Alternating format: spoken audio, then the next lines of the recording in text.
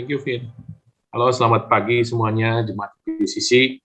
Senang sekali bisa bertemu kembali meskipun masih online terus ya.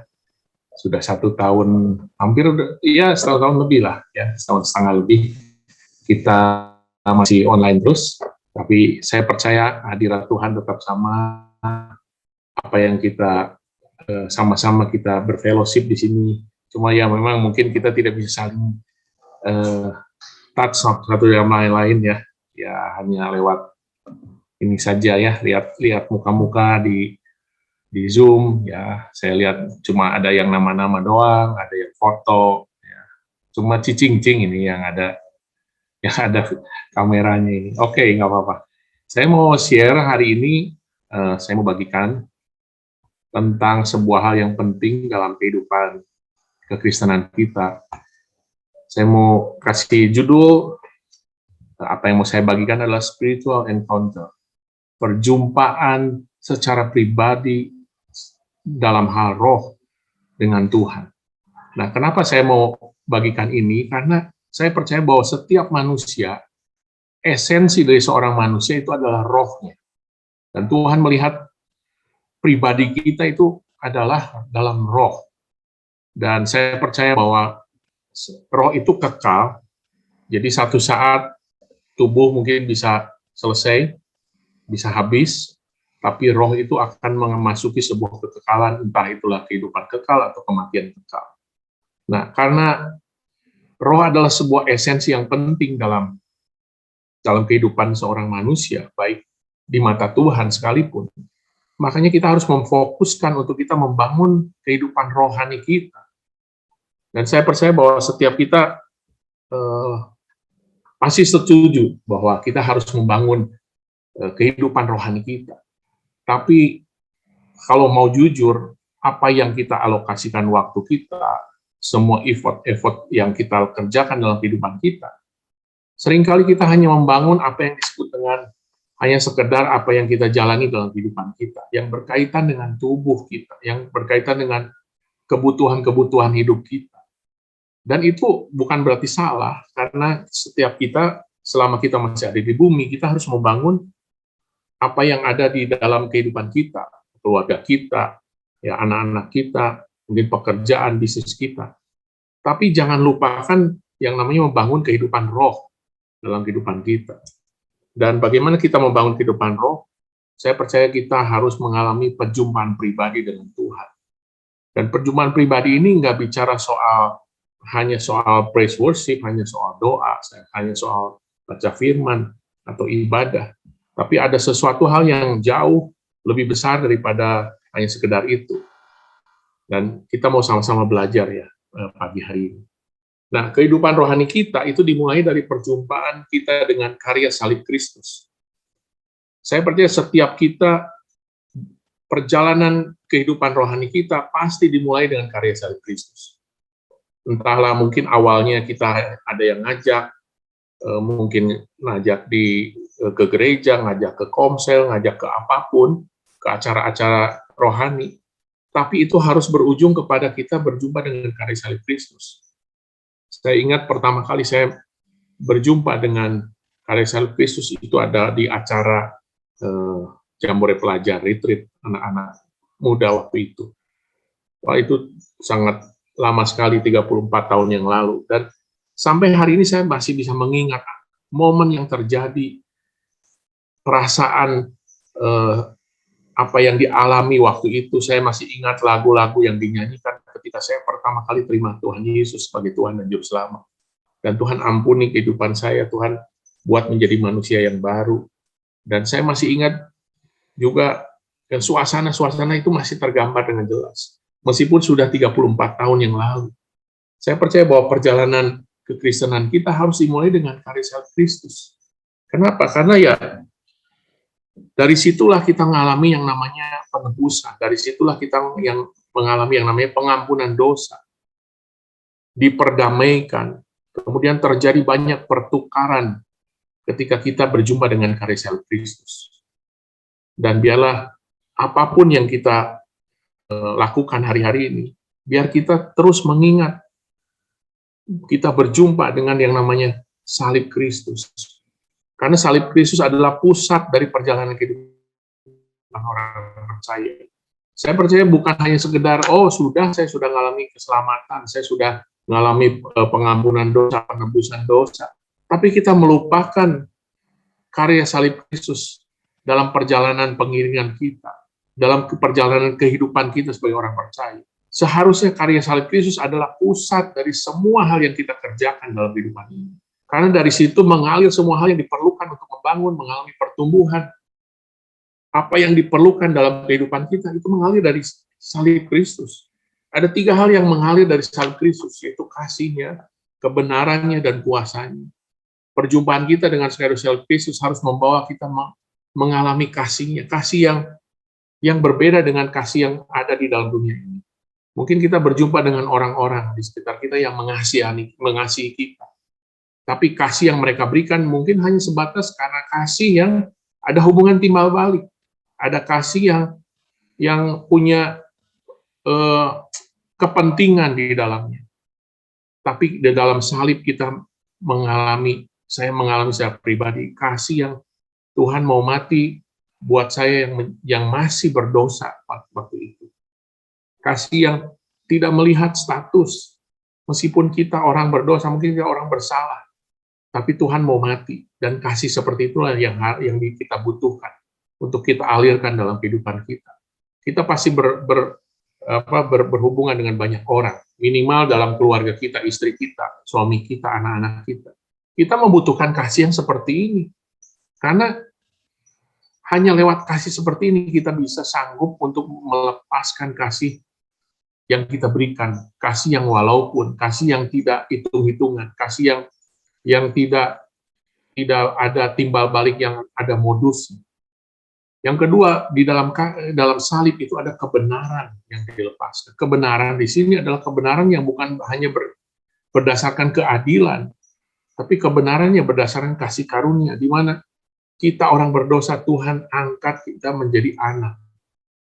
Ketika kita masih berdosa, Tuhan angkat kita, kehidupan kita. Tuhan ubahkan status kita. Dan disitulah karya salib Tuhan. Kebenaran Tuhan.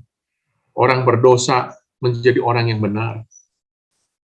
Hamba dosa menjadi anak Allah. Disitulah kebenaran yang kita dapatkan. Dan kebenaran di sini bukan hanya kebenaran gigi ganti gigi, mata ganti mata. Tapi adalah sebuah kebenaran yang mengalir karena kasih karunia. Di dalam salib ada kuasa yang mengalir. Kuasa yang membuat kehidupan kita yang lemah, terbatas, menjadi kehidupan kita yang mengalami kuasa yang tidak terbatas dan kuasa yang sangat powerful untuk menopang perjalanan kehidupan kita. Nah, perjumpaan kita dengan Tuhan harusnya membawa hidup kita mengalami proses pertumbuhan kerohanian dalam 2 hal. Jadi perjumpaan dengan Tuhan itu tidak hanya sekedar kita dilawat Tuhan, dijamah Tuhan, mengalami kasih Tuhan, mengalami encounter dengan pribadi Tuhan. Ya mungkin itu hanya pribadi kita yang bisa rasakan. Tapi perjumpaan dengan Tuhan harus mengalami pertumbuhan di 2 area ini. Yang pertama adalah pengenalan pribadi kita dengan Tuhan. Dan yang kedua, pengenalan kita kepada kehendak Tuhan. Kisah Rasul 9 ayat 3-6, di sini cerita soal Paulus yang waktu itu dia pertama kali mengalami encounter dengan Tuhan.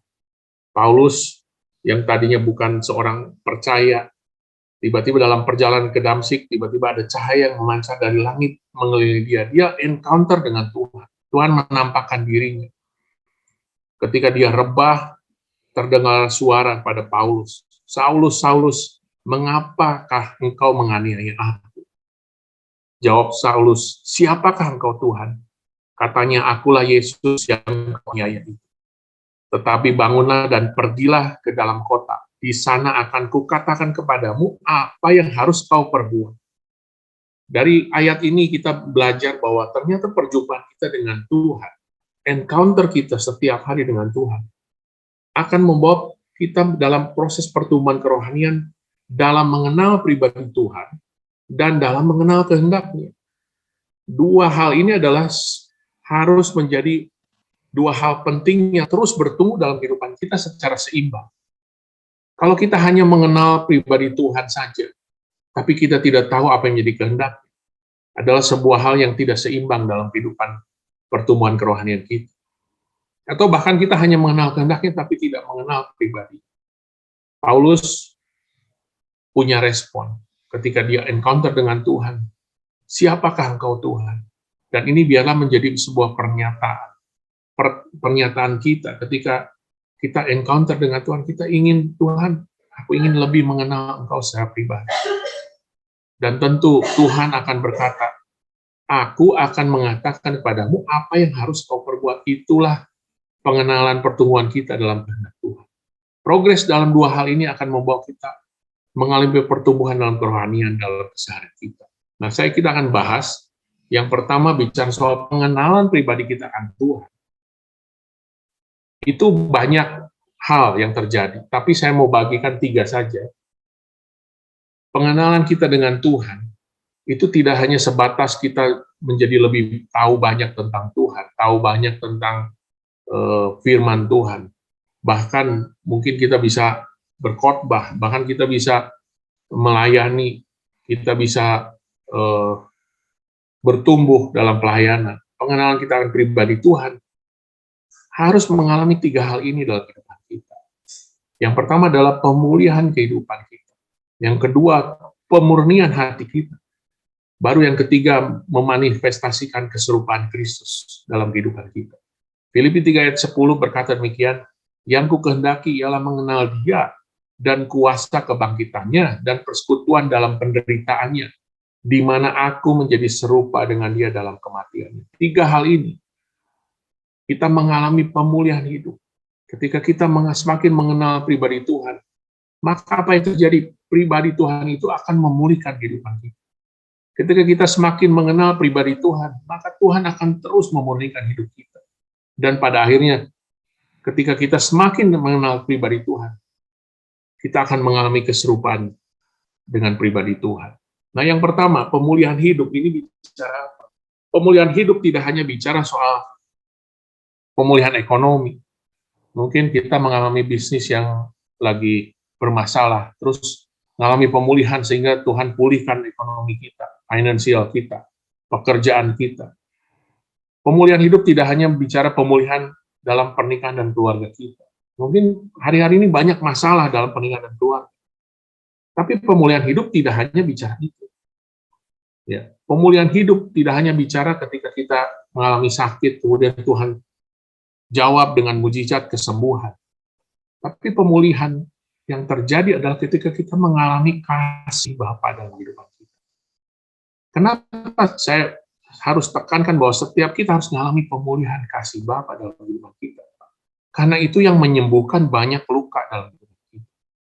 Apa yang kita butuhkan bukan hanya sekedar keuangan yang dipulihkan, bukan hanya sekedar pernikahan yang dipulihkan, bukan hanya sekedar banyak doa-doa yang pergumulan yang dijawab oleh Tuhan.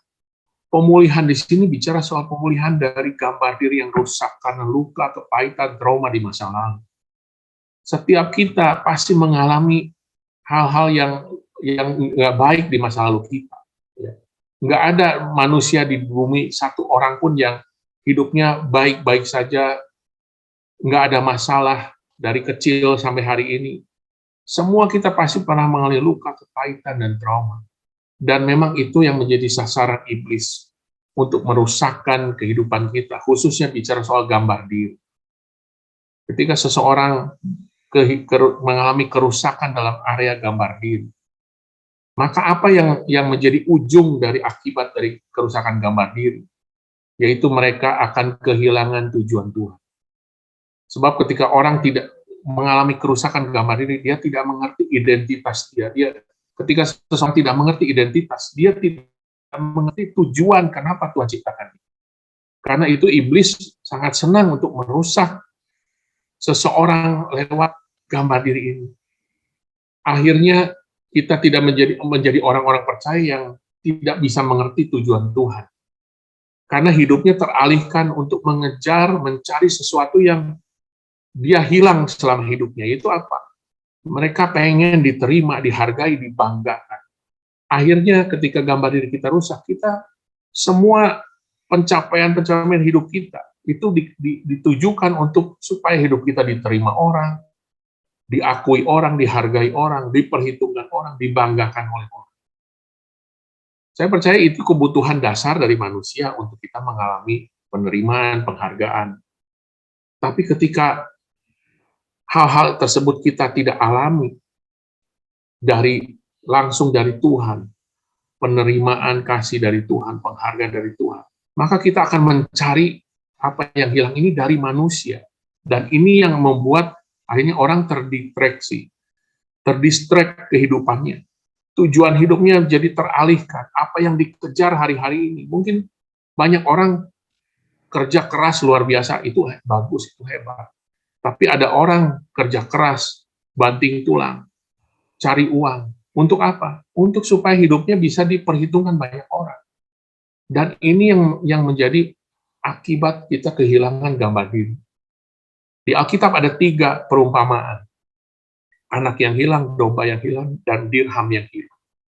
3 hal ini ternyata adalah lambang bahwa kehidupan kita adalah kehidupan yang mengalami kerusakan gambar diri, dan Tuhan sendiri yang menyembuhkan dengan kasih.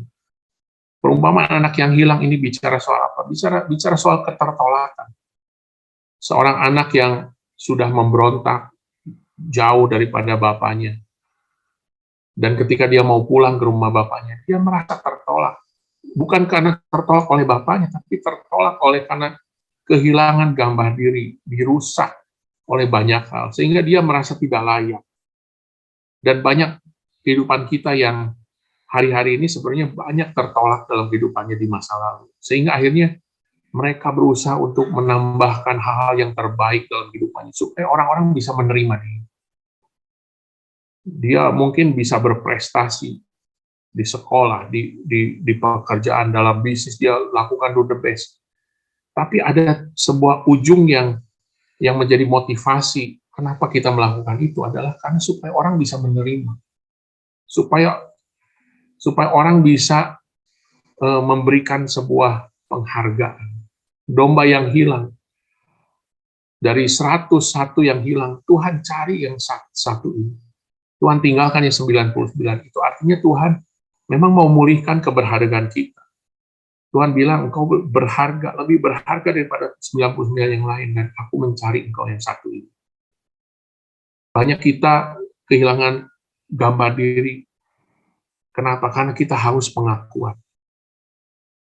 Banyak teman-teman yang saya kenal, yang akhirnya dia menyadari bahwa selama ini dia kerjakan sesuatu itu, sebenarnya karena dia pengen pengakuan.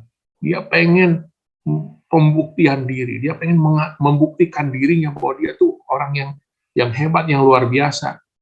Karena dia kehilangan itu di masa-masa kecil.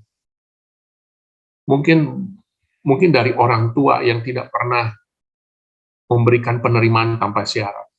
Banyak orang tua yang mengasihi anak-anaknya ketika anaknya berprestasi hebat. Wah, dia akan bilang, ini anak papa, ini anak mama. Tapi ketika prestasinya biasa-biasa, kalimat itu tidak terucap dengan baik.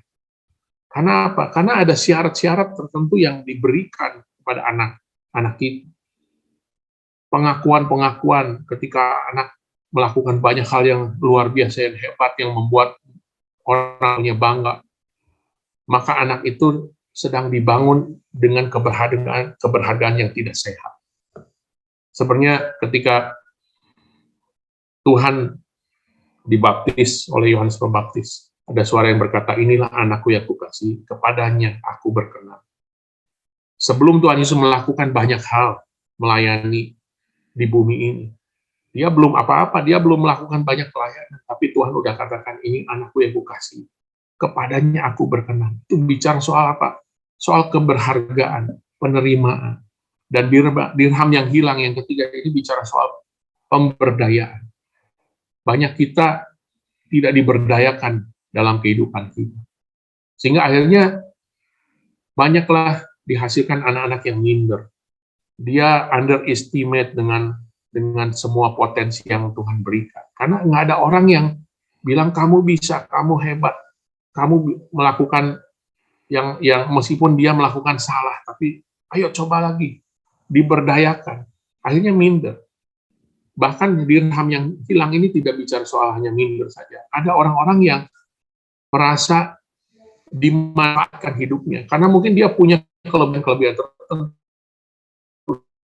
dan orang banyak datang ke dia hanya sekedar punya modus untuk memanfaatkan hidupnya, sehingga orang itu mengalami kerusakan gambar. Dan perjumpaan dengan kasih Bapa membuat hidup kita itu mengalami kasih tanpa syarat. Bahwa Bapa mengasihi kita tuh karena pribadi kita, bukan karena apa yang kita lakukan. Bukan karena apa yang kita kerjakan, bukan prestasi-prestasi. Bahkan Tuhan berkorban, kasih yang berkorban. Itu ketika Alkitab katakan ketika kita masih berdosa, Tuhan mau mati buat kita. Bukan ketika kita sudah bertobat. Kadang-kadang kasih kita adalah kasih yang bersyarat, kasih yang menekankan banyak hal dalam kehidupan orang-orang yang kita kasih. Tapi kasih Tuhan itu tanpa pamrih, dia tidak menuntut balasan. Dan ketika kita mengalami perjumpaan dengan Tuhan, saya percaya perjumpaan dengan Tuhan harus membawa pemulihan di area ini. Karena area gambar diri adalah akar permasalahan dari semua masalah yang terjadi dalam kehidupan kita. Baik dalam pernikahan, dalam pekerjaan, dalam hubungan kita dengan anak, dengan pasangan kita, dengan orang-orang di pekerjaan, bahkan di pelayanan sekalipun. Problemnya adalah karena rusaknya gambar diri. Ketika kita sudah melakukan yang terbaik, kemudian nggak ada mungkin pemimpin kita di UCC mungkin. Nggak ada yang bilang, wah thank you ya Allah, kamu hebat ya. Bisa sensitif, bisa marah, bisa sakit hati. Itu problem-problem karena gambar diri. Dan saya berdoa supaya ketika kita mengalami encounter dengan Tuhan, pengenalan akan Tuhan akan membawa kita mengalami pemulihan dalam kehidupan. Yang kedua, ketika kita mengalami encounter dengan Tuhan, Tuhan itu makin murnikan hati kita. Pemurnian hati itu ibarat sebuah pondasi yang tidak terlihat. Mungkin orang nggak bisa melihat seberapa sih kemurnian hidup kita. Mungkin hanya Tuhan yang tahu. Tapi sebenarnya orang-orang bisa merasakan dari apa yang kita sedang bangun dalam kehidupan kita. Kemurnian itu mungkin tidak terlihat, tapi orang bisa rasakan. Karena itu penting sekali bahwa setiap kita harus mengalami yang namanya proses pemurnian. Orang-orang dalam Alkitab, ketika mereka akan dipakai Tuhan, dipanggil Tuhan, mereka harus mengalami yang namanya pemurnian. Nggak ada yang tiba-tiba Tuhan panggil dan kemudian Tuhan angkat dia untuk sebuah tugas tanggung jawab yang Tuhan berikan. Ya. Yakub ketika Tuhan mau panggil dia harus mengalami pergulatan dengan malaikat Tuhan, dan Tuhan harus patahkan pangkal paha seorang Yakub. Yusuf ketika Tuhan mau pakai dia di Mesir, dia harus masuk dalam penjara, dia harus masuk dalam perbudakan, dan itu adalah sebuah proses pemurnian hati. Daud, dia harus ada di gua Adulam, dia harus hidup dikejar-kejar. Bahkan Tuhan sudah urapi dia melalui Samuel. Tapi Tuhan nggak langsung angkat dia jadi raja. Tuhan simpan dia, hidupnya dikejar-kejar oleh Saul, hidupnya diburu. Dan itulah proses yang memurnikan hati kita. Dan saya percaya setiap orang percaya, setiap kita mengalami encounter dengan Tuhan, pemurnian itu pasti ada. Supaya apa? Supaya kita menjadi sejalan, seirama, sefrekuensi dengan hati Tuhan. Ini bicara soal keakuratan, ketepatan kehidupan kita, presisi kehidupan kita. Dan proses pemurnian itu berwujud dalam 7 hal. Yeremia 48 ayat yang 11. Ini bicara seorang yang namanya Moab. Moab itu hidup aman dari sejak masa muda. Dia hidup tenang. Dia nyaman, aman, tenang, nggak pernah mengalami proses. Seperti anggur di atas endapan. Tidak dituangkan dari tempayan yang satu ke tempayan yang lain. tidak pernah masuk ke dalam pembuangan. Sebab itu rasanya tetap padanya dan baunya tidak berubah. Orang-orang yang tidak pernah mengalami proses, dia itu diibaratkan seperti anggur yang di atasnya anggur, di bawahnya banyak endapan, banyak kotoran-kotoran, banyak mungkin itu biji anggur lah, mungkin itu ranting-ranting, mungkin itu daun-daun, itu tercampur. Dan dia tidak mengalami proses penuangan, penyaringan dari tempayan yang satu kepada tempayan yang lain. Tujuannya adalah apa? Memurnikan anggur itu supaya benar-benar anggur itu berkualitas. Orang-orang yang tidak mengalami pemurnian, hidupnya ya seperti Moab. Rasanya tidak berubah, baunya tidak berubah. Artinya apa? Tidak ada sebuah kualitas kehidupannya yang dihasilkan dari seseorang yang tidak mengalami proses. Dan pemurnian yang lebih penting adalah membuat kita lebih sejalan, seirama, sefrekuensi dengan Tuhan. Ketepatan hati dengan Tuhan. 7 proses pemurnian dalam kehidupan. Yang pertama adalah peremukan. Kadang-kadang kehidupan kita harus dirembukan, harus dihancurkan ego. Orang banyak masih hidup dikuasai oleh ego. Apakah ego itu salah? Ketika mengikut menjadi seorang murid Kristus, Tuhan bilang, engkau harus sangkal di pikul salib. Itu bicara soal kehancuran ego. Kenapa kita harus mengalami peremukan? Supaya kita tuh mudah diarahkan. Banyak orang percaya hidupnya pengen gimana kita, gimana gua. Pokoknya ya urusan Tuhan, urusan hidup saya.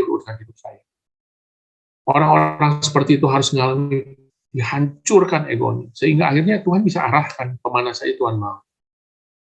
Yang kedua, proses pemurnian dalam kehidupan kita bisa berwujud dalam yang namanya kegagalan. Kita mengalami kegagalan demi kegagalan, sebenarnya tujuannya satu, supaya kita tuh belajar mengandalkan Tuhan. Kalau kehidupan seseorang semuanya mulus, berhasil, nggak ada masalah, semuanya jalan tol, kayaknya hidupkan kita tidak perlu Tuhan. Orang-orang seperti ini harus mengalami yang namanya kegagalan, supaya kita mengerti bagaimana mengandalkan Tuhan. Pandemi COVID ini sudah banyak bicara soal mengandalkan Tuhan. Kayaknya banyak hal yang mentok dalam kehidupan ini. Dan akhirnya kita hanya bisa bilang, Tuhan, hanya Engkau yang menjadi andalan. Yang ketiga, peregangan. Proses peregangan itu bicara soal proses kapasitas yang diperbesar dalam hati kita. Untuk apa? Untuk mengasihi orang-orang, untuk mengasihi orang-orang yang mungkin yang membuat kita kesel. Ya. Mungkin mengasihi orang-orang yang tidak layak kita kasih. Peregangan hati kita itu harus terus diregangkan. Dan itulah sebuah proses pemurnian. Yang keempat, penderitaan. Mungkin kita banyak penderitaan. Ya. Kita mungkin banyak hal yang rasanya kok nggak beres-beres gitu, pergumulan kehidupan kita. Sebenarnya itu adalah sarana untuk Tuhan proses pembentukan karakter Kristus. Karakter itu tidak bisa dibentuk tanpa yang namanya penderitaan. Yang kelima, bicara soal kesakitan. Kita dikhianati, kita ditipu, mungkin kita ditusuk dari belakang oleh orang-orang terdekat. Sebenarnya hanya satu, supaya pengampunan itu mengalir keluar. Rasanya kalau nggak ada orang yang sakitin kita, nggak akan mengerti artinya mengampuni. Kita bisa mengerti diampuni Tuhan, karena kita mengalami pengampunan dari Tuhan. Tapi bagaimana kita bisa mengampuni orang-orang kita, kalau orang-orang itu tidak menyakiti kita? Yang keenam, pemurnian itu bicara soal kehilangan. Banyak hal yang mungkin diambil dari dalam kehidupan kita. Apakah mungkin itu bisa wujud diambil pekerjaan kita, diambil mungkin rumah kita, diambil bahkan orang-orang yang kita sayangi. Sebenarnya Tuhan ingin ingatkan bahwa kita itu bukan pemilik. Kita hanya pengelola. Apa yang kita punya di tangan kita hari ini, itu bukan milik kita. Dan itu bisa diambil Tuhan kapanpun. Dan sebaliknya, meskipun kita hari ini mengelola sedikit, bagi Tuhan ketika kita menjadi pengelola yang setia, yang bertanggung jawab, yang benar, Tuhan bisa tambahkan dalam waktu yang singkat. Jadi bicara soal kehilangan, menyadarkan kita bahwa kita bukan pemilik dalam kehidupan. Yang ketujuh, pemurnian itu kadang berwujud penundaan dalam kehidupan kita. Ada hal-hal yang kita harus mengalami, banyak hal yang tertunda. Mungkin kita sudah doa, 1 tahun, 2 tahun, tapi kayaknya tetap Tuhan tidak menjawab apa yang kita sedang doakan. Dan disinilah proses pemurnian terjadi. Kita harus menjadi orang-orang yang bisa menangkap, mengerti waktu Tuhan. Nggak komplain sama Tuhan ketika Tuhan nggak jawab apa yang jadi pergumulan kita. Dan ketika kita mengalami proses 7 proses ini, saya percaya setiap kali kita encounter dengan Tuhan, dalam 7 area ini, saya percaya bukan hanya encounter dengan Tuhan, itu nggak hanya lewat hal-hal yang indah, yang luar biasa. Lewat 7 proses pemurnian ini, kita bisa encounter dengan Tuhan. Yang ketiga, ini bicara soal manifestasi keserupaan Kristus. Perjumpaan kita dengan Tuhan, itu harusnya membuat kita lebih serupa Kristus. Kalau ada orang yang sering bicara bahwa dia intim sama Tuhan, wah kayaknya Tuhan tuh sangat dekat dengan dia. Bahkan ada lebih ekstrim orang tuh kayak sering naik turun ke surga gitu. Wah, di bawah Tuhan naik turun dapat penglihatan. Wah, banyak hal yang supranatural yang dia alami. Itu it's okay, itu luar biasa, itu karunia yang Tuhan kasih. Tapi keintiman pengenalan kita dengan Tuhan, itu bisa orang lihat lewat apa? Lewat keserupaan hidup kita dengan Kristus. Kalau ada orang yang katakan, saya intim dengan Tuhan, tapi hidupnya jauh dari keserupaan Kristus, saya langsung mempertanyakan keintimannya dengan Tuhan. Nggak peduli engkau intim, engkau bisa dengar suara Tuhan sehebat apapun, engkau bisa tahu semua isi Alkitab, engkau bisa dengan lancar ya bicara soal kebenaran firman Tuhan, intim sama Tuhan. Wah, begitu doa Tuhan bicara. Engkau bisa mendoain orang lain, dia sampaikan apa yang jadi isi hati Tuhan buat orang lain. Tapi kehidupanmu tidak ada keserupaan dengan Kristus. Itu adalah sesuatu yang menjadi pertanyaan besar.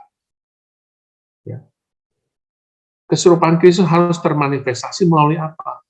Motivasi hati kita. Mungkin ini hal yang pertama yang tidak terlihat. Tapi motivasi hati kita itu harus yang menggerakkan kehidupan kita. Itu harus belas kasihan Tuhan. Harus hati Tuhan. Motivasi kita bukan modus, bukan dibalik semua yang kita tampilkan seolah-olah indah, baik, tapi dibalik semua itu ada modus-modus yang tersembunyi. Yang kedua, pola pikir kita. Apa yang kita pikirkan? Apakah yang kita pikirkan sama dengan yang Kristus pikirkan dalam kehidupan kita? Atau yang hanya kita pikirkan, gimana nih gue jadi orang kaya, gimana nih gue bisa punya banyak ini, banyak ini, banyak ini. Perkataan-perkataan kita, apakah perkataan kita makin mencerminkan keserupaan Kristus atau enggak? Apakah kita menjadi orang-orang yang suka bohong, nggak pernah memegang perkataan kita? Yang keempat, ekspresi emosi kita. Kita bukan berarti kita nggak boleh marah. Ya, saya juga suka marah. Ya, kita boleh marah, tapi apakah ekspresi kemarahan kita adalah ekspresi kemarahan karena luka? Bukan karena kita mengasihi Kristus. Yesus juga suka marah, pernah marah. Tapi marahnya dia itu bukan marah yang melukai orang. Sikap dan perbuatan. Bagaimana sikap kita, perbuatan kita pada orang-orang yang terdekat dengan kita. Kadang-kadang kita dekat sama Tuhan, ngomong intim sama Tuhan. Tapi sama orang-orang aja kita tidak memanusiakan hidup mereka. Kadang-kadang dengan orang-orang yang ada di rumah kita. Mungkin itu hanya sekedar asisten rumah tangga. Tapi kita tidak mencerminkan sikap dan perbuatan Kristus buat orang-orang seperti itu. Keputusan-keputusan hidupkan kita, apakah keputusan yang mencerminkan Kristus? Banyak hal yang kita putuskan dalam kehidupan kita. Apakah keputusan itu adalah keputusan yang sesuai dengan apa yang ketika Kristus ada dalam kehidupan kita. Apakah kita juga memutuskan sesuai dengan apa yang Tuhan mau? Nah, yang ada area yang kedua, saya mau bagikan secara cepat. Ketika kita encounter dengan Tuhan, kita mengalami pengenalan akan pribadi Tuhan. Dan yang kedua, ketika kita encounter dengan Tuhan, kita akan mengenal kehendak Tuhan. Dan orang-orang yang mengenal kehendak Tuhan, dia akan tahu 3 hal: tujuan Tuhan, panggilan Tuhan, dan hidup dalam perjanjian dengan Tuhan. Saya percaya kehendak Tuhan itu nggak rumit, nggak sulit. Kehendak Tuhan itu jangan diartikan sebagai ketika kita nanya kepada orang-orang pintar gitu. Atau mungkin kita nggak mungkin ya nanya ke dukun, nggak mungkin. Tapi mungkin kita nanya ke orang-orang yang punya karunia kenabian. Oh, saya mau tanya dong, kehendak Tuhan apa? Kehendak Tuhan itu nggak seperti itu. Kehendak Tuhan itu adalah sebuah hal yang alami yang kita jalani sehari-hari. Kita tahu hidup dengan tujuan Tuhan, kita hidup dengan panggilan Tuhan, kita hidup dalam perjanjian dengan Tuhan. Itu adalah bicara soal pengenalan akan kehendak Tuhan. Yang pertama, kehendak Tuhan, tujuan Tuhan. Itu adalah kita mengerti bahwa hidup adalah pertandingan yang harus dimenangkan sebelum kita pulang. Banyak orang percaya nggak ngerti bahwa hidup kita itu adalah sebuah pertandingan. Banyak kita hanya kenal Tuhan, hidup diampunin, sudah kita punya jaminan keselamatan, ya sudah.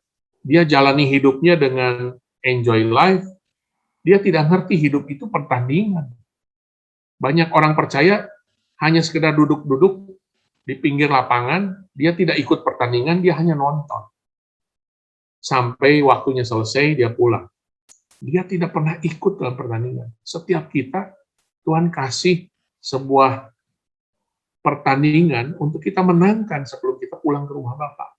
Makanya belajarlah untuk berdoa sama Tuhan, bukan hanya sekedar Tuhan minta berkat, minta doa dijawab, tapi tanyakan Tuhan, apa yang harus saya selesaikan sebelum saya pulang ke rumah Bapa?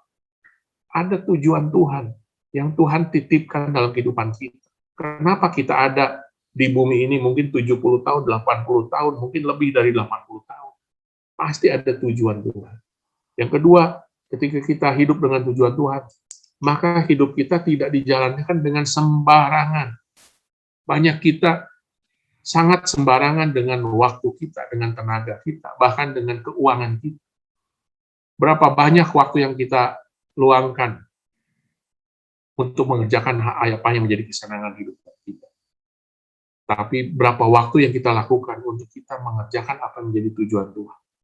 Bahkan keuangan kita sekalipun. Dalam hal ini ya, saya mengkritisi bicara soal perpuluhan. Perpuluhan itu hanya sekedar seolah-olah gini, ketika saya sudah kasih perpuluhan 10%, saya bisa lakukan apa saja dengan 90% keuangan saya. Demikian pula mungkin juga dengan perpuluhan waktu kita. Yang penting kan udah ikut ibadah Zoom bersama nih dengan UCC Family. Itu udah cukup. Saya sudah kasihkan alokasi waktu untuk Tuhan. Tenaga, apalagi tenaga. Kita banyak sekali potensi-potensi yang tidak tersalurkan untuk kepentingan kerajaan Allah. Kita banyak membuang waktu kita hanya untuk hal yang menjadi kesenangan. Kalau yang namanya untuk kesenangan, wah kita bisa lakukan itu dengan hebat. Kita bisa buang keuangan kita, waktu kita untuk hal-hal yang kita senang. Ya saya bukan berarti orang-orang yang suka hobi atau apapun itu salah, tapi belajarlah untuk kita belajar kehidupan seimbang. Ketika kita tahu bahwa membangun kerohanian, membangun spiritual itu sebuah hal yang penting. Belajarlah untuk tidak hidup sembarangan dengan waktu kita, tenaga kita, dan keuangan kita. Yang ketiga, hidup adalah sebuah masa persiapan untuk latihan memasuki kehidupan kekal. Saya percaya kehidupan kekal nanti itu bukan hanya sekedar nanti di surga hanya nyanyi-nyanyi gitu ya, meskipun banyak orang yang berkata, wah nanti kita akan bisa menyembah Tuhan. Tapi saya percaya bukan hanya itu. Ada banyak yang kita kerjakan dalam masa kekekalan. Dan persiapannya kapan? Ya sekarang ketika kita hidup di bumi. Bagaimana kita belajar setia mengelola apa yang ada, bertanggung jawab, punya integritas, bahkan kita dewasa secara spiritual, secara jiwa kita dewasa. Dan itu adalah sebuah latihan untuk kita memasuki kekekalan. Dan ketika kita tahu bahwa hidup kita itu ada melakukan 3 hal ini, saya percaya kehidupan kita nggak akan sembarangan. Kita harus mengerti apa yang jadi tujuan Tuhan. Untuk tahu kehendak Tuhan, kita harus tahu hidup kita punya tujuan.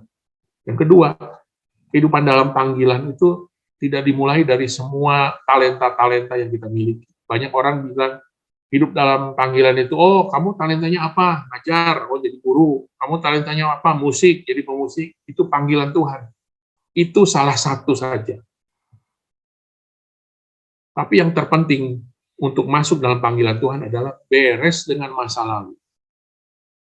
Banyak orang kenapa tidak bisa hidup dalam panggilan Tuhan? Karena dia tidak pernah membereskan apa yang terjadi di masa lalu. Sehingga akhirnya masa lalu itu menjadi jerat. Ketika dia akan bergerak dalam panggilan, dia seperti tali yang mengikat di kakinya.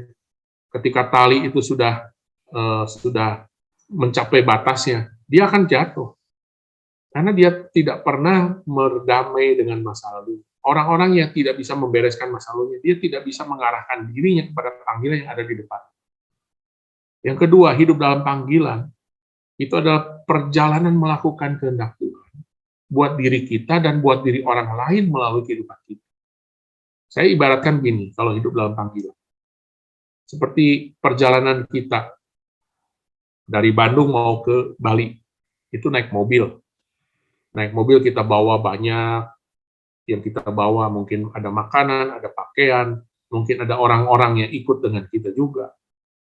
Dan dari perjalanan kita menuju ke Bali, itu pasti kita nyimpang, minimal kita mau mampir dulu lah ke Cirebon, kita ketemu orang dulu di sana, mungkin kita nginep dulu, mungkin kita bisa ketemu banyak hal di sana, melakukan apa yang ingin kita lakukan dengan orang-orang yang ada di sana.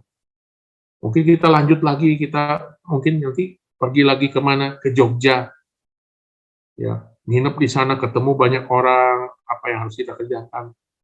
Dan itulah yang disebut dengan panggilan, sampai akhirnya kita sampai di Bali. Nah, kehidupan kita seperti itu. Dalam kehidupan kita banyak orang-orang yang Tuhan kasih untuk kita bisa ketemu dalam perjalanan kehidupan kita. Di persimpangan hidup kita, ada orang-orang, dimulai dari keluarga kita, keluarga besar, teman-teman kita. Dan dalam keseharian itu ada orang-orang yang mungkin nggak kebetulan tiba-tiba kontak kita, ngobrol-ngobrol. Saya percaya di situ kita sedang melakukan panggilan kita. Perjalanan panggilan itu seperti itu.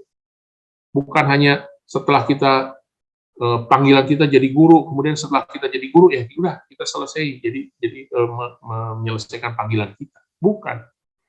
Tapi ketika jadi guru kita ketemu dengan murid-murid, saya percaya ada hal-hal tertentu yang Tuhan titipkan untuk kita sampaikan, mungkin buat orang-orang, murid-murid kita, mungkin di tempat kita bekerja, mungkin di tangga kita, di sekeliling rumah kita. Dimanapun, saya percaya, nggak ada yang kebetulan kalau Tuhan pertemukan dengan orang-orang dalam hidup kita. Karena disitulah kita belajar untuk melakukan apa yang jadi kehendak Tuhan, buat diri kita, maupun diri orang lain. Saya satu kali pernah, ketika saya dulu masih tugas ke China, dalam perjalanan ke China, saya biasanya bisa transit ke Singapura atau ke Hong Kong. Nah, pada satu kali, saya pengen digerakkan Tuhan tuh ngomong dengan kuat bahwa saya harus menemui II saya di Hong Kong. Jadi, saya atur perjalanan saya, ketika saya mau ke China, saya transit dulu di Hong Kong, saya nginep dulu. Saya datangin II, dan apa yang Tuhan mau? Tuhan mau saya mengabarkan Injil buat istri saya, menceritakan tentang Yesus. Istri saya usianya hari ini udah 80 tahun. Ada 2 istri saya di sana. Udah 80 tahunan. Dan saya ingat waktu itu, saya biasanya ya biasa aja gitu, nggak ada kepikiran apa-apa. Kalaupun mau main ke ya main aja. Tapi biasanya kalau transit itu capek, saya pengennya langsung gitu. Ada yang direct, ada yang ke Singapura dulu lebih cepat. Nah, tapi satu kali saya pengen Tuhan tuh gerakan supaya saya tuh bisa transit di Hong Kong ketemu saya. Dan saya belajar taat untuk hal itu, meskipun saya harus keluarkan mungkin uang lebih banyak, ya, saya harus transit di Hong Kong, harus meluangkan waktu juga di situ. Tapi saya percaya ada kehendak Tuhan yang Tuhan ingin. Jadi waktu saya nyampe malam-malam, saya ingat bertiga kita, saya dan istri saya 2, saya ngobrol, saya sampaikan tentang Yesus, tentang keselamatan. Dan ya puji Tuhan, malam itu satu saya terima Yesus. Saya doakan, yang satu masih ya katanya nanti saya pikir-pikir, oke lah, saya juga nggak bisa maksain. Tapi satu terima Yesus. Dan itu buat saya itu sebuah perjalanan panggilan dalam kehidupan saya. Jadi ketika Tuhan tiba-tiba gerakan, kamu harus ketemu orang ini, kamu harus ini. Itu adalah sebuah perjalanan untuk melakukan kehendak Tuhan.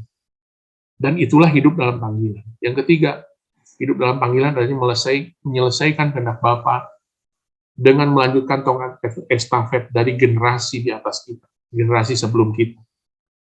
Yang kedua, melayani generasi kita. Yang ketiga, mempersiapkan generasi setelah kita. Saya percaya itulah esensi dari hidup dalam panggilan. Kita tahu ada orang-orang yang dahulu yang sudah melakukan kehendak Tuhan dalam kehidupan kita terlebih dahulu, dan itu kita harus lanjutkan. Dan kemudian kita harus belajar untuk melayani tanggung jawab, melayani generasi kita hari-hari ini. Dan mempersiapkan the next generation untuk dia juga melayani generasi berikut. Dan itulah esensi daripada hidup dalam panggilan. Encounter dengan Tuhan harus membawa hidup kita dalam panggilan Tuhan. Kalau encounter dengan Tuhan hanya sekedar, hati jadi tenang, hidup jadi nyaman karena bisa mengalami hadirat Tuhan, engkau sedang memanfaatkan yang namanya encounter dengan Tuhan untuk kepentingan dirimu sendiri. Yang terakhir, hidup dalam perjanjian adalah hidup bicara soal dedikasi, mempersembahkan hidup sama Tuhan. Ketika kita terima Yesus, saya percaya Yesus menjadi Tuhan, Yesus menjadi kurios dalam kehidupan kita. Artinya ada sebuah kehidupan yang dipersembahkan buat Tuhan. Yang kedua, kehidupan kita harus dipimpin oleh kebenaran firman Tuhan sebagai bukti bahwa kita hidup dalam perjanjian. Kalau kita bikin perjanjian dengan seseorang, kita percaya bahwa dalam perjanjian itu bukan hanya tanda tangannya, tapi ada klausul-klausul yang tertulis di situ. Dan ketika kita hidup dalam perjanjian dengan Tuhan, prinsip kebenaran firman Tuhan itu harus menjadi bagian dalam kehidupan kita. Dan yang ketiga, orang-orang yang hidup dalam perjanjian selalu diteguhkan, dimateraikan dengan penggenapan janji Tuhan dalam perjalanan perjanjian kita dengan Tuhan. Nggak ada lagi kehidupan kita yang, kok kamu melayani Tuhan, tapi kamu hidupnya seperti gini. Orang-orang banyak mempertanyakan. Makanya jangan habis-habisan sama Tuhan. Lihat aja keluarga kamu juga nggak keurus. Saya percaya orang-orang yang hidup mendedikasikan hidup bersama Tuhan, hidup dalam perjanjian Tuhan, Tuhan akan genapi bagian yang menjadi janji Tuhan dalam kehidupan kita. Dan saya percaya bahwa spiritual encounter adalah perjalanan yang kita harus kerjakan terus-menerus dalam perjalanan kehidupan kita. Berjumpa dengan kasih, kebenaran, dan kuasa Tuhan. Untuk mengalami pemulihan hidup, pemulihan hati. Untuk mencerminkan karakter Kristus dalam kehidupan kita. Agar kita hidup dalam tujuan dan panggilan Tuhan. Dengan sebuah perjanjian yang kekal. UCC Family, saya berdoa.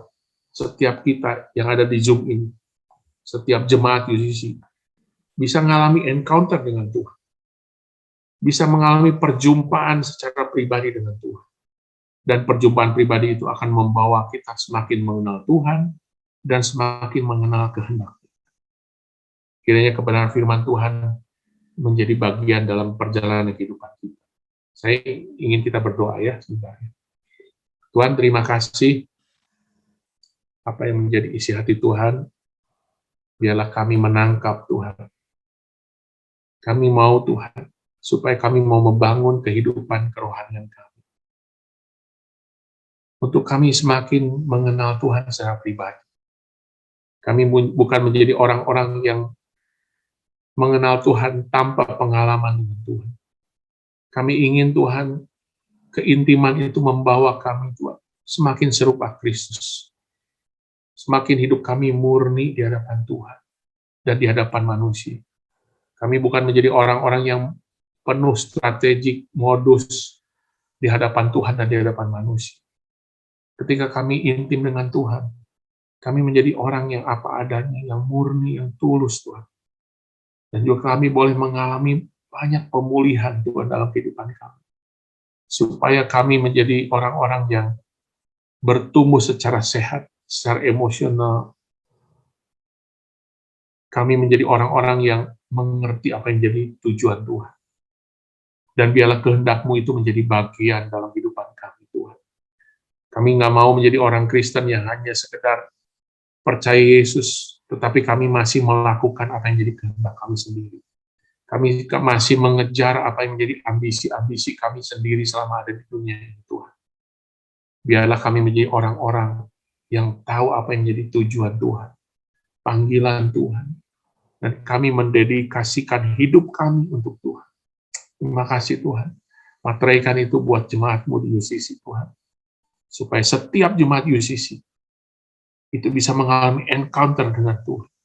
Dan kami membangun kerohanian kami dari hari ke hari secara konsisten. Dan itu terwujud Tuhan dalam kehidupan kami. Bisa dirasakan oleh orang-orang yang terdekat sekalipun Tuhan. Terima kasih Tuhan. Menyerahkan semuanya ke dalam tangan Tuhan. Dalam nama